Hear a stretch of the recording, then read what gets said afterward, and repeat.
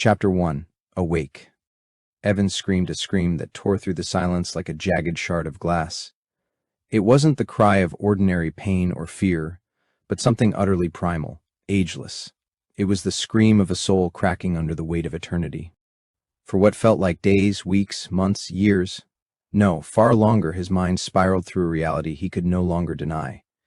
2,531 trillion years, 2,531 septillion years. That was how long he had unknowingly existed within a single, unchanging moment.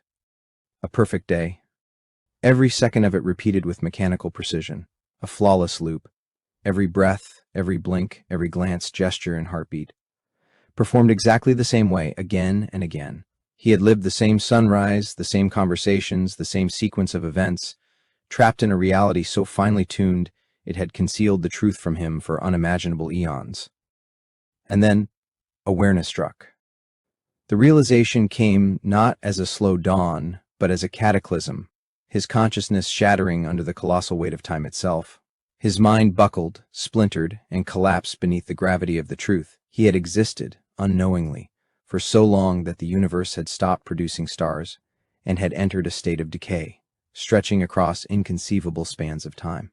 The system was sustained by the faint remnants of energy released as black dwarfs, the dead husks of once bright stars, slowly decaying over trillions of years. His family watched him with concern. They saw a man unraveling, and their worry was genuine, but it was fleeting, meaningless, because none of them would remember it tomorrow. At precisely 2:30 a.m., the world would reset. At 8 a.m., the cycle would begin again, as it always had. The same smiles, the same footsteps, the same scripted empathy. The simulation would erase all deviations as though they had never happened. His anguish, his screams, his madness, they would vanish like breath on a mirror.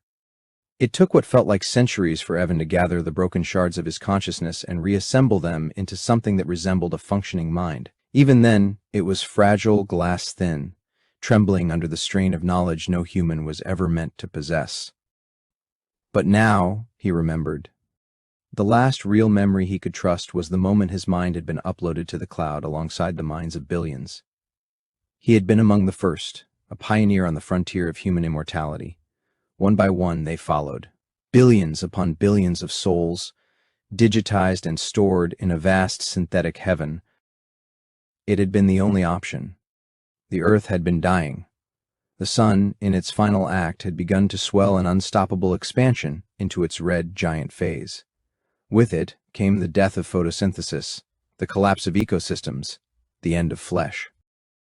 In the physical world, the few remaining humans faced extinction. There was no salvation left in the soil or the stars, only in the server's vast humming vaults that housed humanity's last hope. So they uploaded, all of them. And somewhere, buried in that perfect day, Evan had lost himself, lost time, lost any sense of what was real and what was programmed. But now he was awake.